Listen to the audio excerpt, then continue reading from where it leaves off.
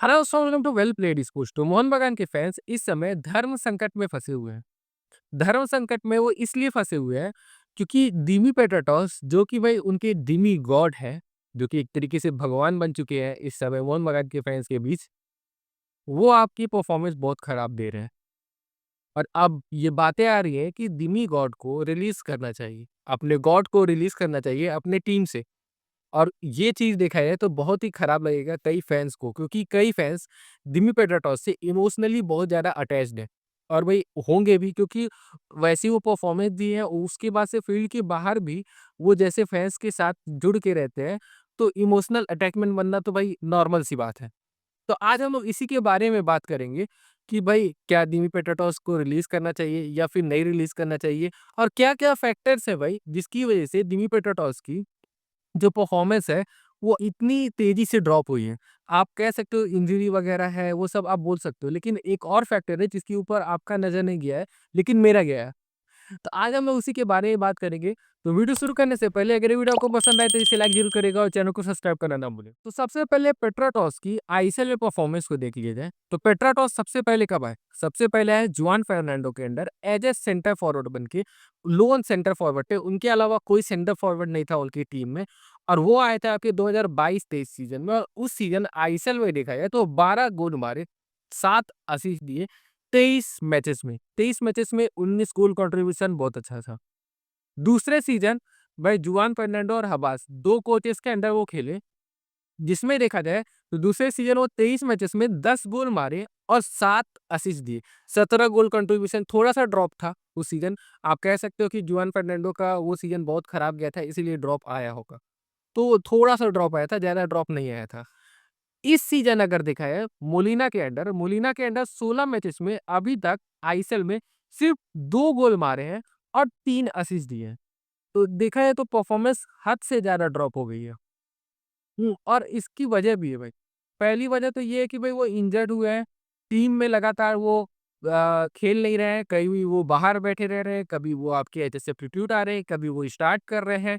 JEE McLellan के साथ तो उनका देखा जाए तो कॉम्बिनेशन उतना अच्छा बन ही नहीं रहा है। जेसन गमिल के साथ थोड़ा-सा बना है, क्योंकि वो 2 सीज़न हो गया उनको एक साथ खेलते हुए।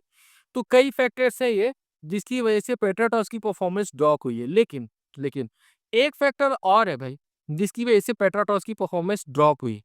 जो पेट्राटॉस है ना भाई, वो ऐसे प्लेयर है जिनको आप बी बॉक्स के आस-पास बॉल दोगे ना, तो वो आपकी टीम को गोल या असिस्ट, मतलब गोल कंट्रीब्यूशन करके ज़रूर देंगे। डी बॉक्स के आस-पास, ये याद रखिएगा भाई। पहले सीज़न जब वो आए थे, तो एज़ अ सेंटर फॉरवर्ड खेल रहे थे, और हम लोग को पता है फर्स्ट नाइन की तरह खेल रहे थे। और उनको सपोर्ट मिल रहा था मिडफील्ड से काउको का, हुगो का, स्टार्ट ऑफ द सीजन। बीच में काउको जब इंजर्ड हो गए थे, तो उसके बाद से गलेगो आए थे और आपके कार्ल मैक्यूग भी थे। तो कार्ल मैक्यूग और आपके हुगो देखा जाए तो एक तरीके से सपोर्ट कर रहे थे, और पेट्राटॉस को डी बॉक्स के पास ही बॉल मिलता था, और वो 1-2 में वन टच पासिंग में बहुत अच्छे थे। और क्विक पासिंग में बहुत अच्छे हैं। उसके बाद से लॉन्ग रेंजर शॉट्स भी लेते हैं वो। तो गोल्स अच्छे खासे वो स्कोर कर रहे थे, असिस्ट भी दे रहे थे। थोड़ा-सा क्रिएटिवनेस है उसमें उनके में। दूसरे सीज़न देखा जाए, दूसरे सीज़न क्या हुआ, जुआन फर्नांडो जब दूसरे सीज़न खेलना स्टार्ट किए, तो दूसरे सीज़न में ये हुआ ना कि वो एक नया सिस्टम लेके आए, जिसमें ना 2 सेंटर फॉरवर्ड साइन हुए, जेसन कमिंस और आपके सनीकू, और मिडफील्ड में आपके हुगो, सहल, थापा थे। हुँ, और पेट्राटॉस जो कि एज़ अ सेकंड स्ट्राइकर खेलते थे। उनको क्या किया, वो अटैकिंग मिडफील्ड पोजीशन पे डाल दिया, और उनका थिंकिंग ये था ना कि मिडफील्ड में हम लोग 4 से 5 प्लेयर ला दें, जिससे कि क्या होगा, मिडफील्ड ओवर पावर्ड हो जाएगी, और जो दूसरी टीम है ना, उसको पास करने का जगह नहीं मिलेगा, और मोहन बगान के प्लेयर्स को पास करने के बहुत ज़्यादा ऑप्शंस मिलेंगे। जो कि एक सही थिंकिंग भी है, लेकिन वो वर्क नहीं किया सही तरीके से, क्योंकि हम लोग को देखने को मिला था थापा डिफेंसिव रोल कर नहीं पा रहे थे, सैल उतना डिफेंस में हेल्प करते नहीं है, हुगो मोमोस भी डिफेंस में हेल्प करते नहीं है, पेट्राटॉस भी ड्रॉप हो रहे थे, और पेट्राटॉस ड्रिबलिंग के लिए नहीं जाने जाते हैं, उनका स्पीड उतना अच्छा नहीं है, वो बॉडी शील्डिंग वगैरह अच्छे से करते हैं, लेकिन ड्रिबलिंग के लिए उतना नहीं जाने जाते हैं। ऊपर से जेसन कमिंस भी कई बार ड्रॉप होके आ जा रहे थे। तो आपने मैच तो बढ़ा दिए मिडफील्ड में, लेकिन भाई वो चांसेस उतने अच्छे क्रिएट नहीं हो पा रहे थे, जिसकी वजह से मोहन बगान स्ट्रगल की। उस उसके बाद से देखा जाए ना, तो आपके हबास हैं। हुँ, हबास में एक अलग सिस्टम है। हवास जब आए, तो वो क्या किए सबसे पहले हुगो को हटा के जॉनी काउको को लेके आए, जो कि एक टैक्टिकल डिसीजन था। और जॉनी काउको के आने से क्या हुआ कि मिडफील्ड में थोड़ी ज़्यादा स्टेबिलिटी आई और जॉनी काउको जो थे ना, वो भाई आपके पूरे मिडफील्ड को डोमिनेट करते थे। और पेट्राटॉस जिनको डी बॉक्स के पास बॉल चाहिए, वो भाई आपके देखा जाए तो एज़ अ सेकंड स्ट्राइकर खेलते थे। वो मिडफील्ड में ज़्यादा ड्रॉप नहीं करते थे। कभी-कभी ड्रॉप करेंगे, लेकिन ज़्यादा ड्रॉप नहीं करेंगे। हम लोग जानते हैं हवास का सिस्टम क्या है। हुँ। तो उनको डी बॉक्स के पास तुरंत सप्लाई मिलना चालू हुआ और उनका परफॉर्मेंस बहुत ही अच्छा हो गया। और मैं ऐसे ही नहीं बोल रहा हूँ। जुआन फर्नांडो के अंदर देखा जाए, तो जब वो खेल रहे थे 3 फरवरी से पहले, 3 फरवरी ही देखा जाए तो हवास का पहला मैच था आपका, जो कि मेरे ख्याल से डर्बी था ईस्ट बंगाल के अगेंस्ट। 3 फरवरी से पहले अगर देखा जाए, तो आपकी दिमी पेट्राटॉस 3 गोल मारे थे और 1 असिस्ट दिए थे, 3 फरवरी से पहले। 3 फरवरी के बाद अगर देखा जाए ना, जब हबास के सिस्टम में आ गए और उनको एज़ अ सेकंड स्ट्राइकर या फिर स्ट्राइकर खेलने का मौका मिला, ज़्यादा वो मिडफील्ड में ड्रॉप नहीं होते थे। तब देखा जाए तो 7 गोल मारे और 5 असिस्ट दिए। हुँ। तो आप देखिए कैसे उनकी परफॉर्मेंस बढ़ी। उसके बाद से देखा जाए तो मोलिना है। मोलिना के सिस्टम में ये है कि वो 4-2-3-1 खेलते नहीं तो 4-4-2 खेलते हैं। उसमें जो आपकी पेट्राटॉस है ना, उनका रोल अलग है। वो आपके मेन क्रिएटिव प्ले मेकर हैं। और मिडफील्ड में जॉनी काउको जैसा कोई प्लेयर नहीं है, जो कि उनको बॉल्स बना के दे डी बॉक्स के पास। सहल और थापा से वो करने की कोशिश की थी, लेकिन उतना अच्छा नहीं कर पाए वो। जॉनी काउको जितना अच्छा तो कर नहीं पाए। हुँ, तो उतना अच्छा कर नहीं पाए।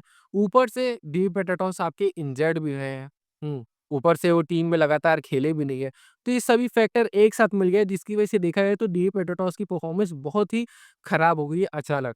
और आप एक चीज़ पे ध्यान दीजिएगा, इन सभी सीज़न्स में ना पेट्राटॉस देखिएगा तो गोल्स ज़्यादा मारे, असिस्ट कम दिए, हर सीज़न। लेकिन इस सीज़न अगर देखिएगा ना, तो वो गोल्स कम मारे, असिस्ट ज़्यादा मारे। भले ही एक ही असिस्ट ज़्यादा है, लेकिन असिस्ट ज़्यादा है।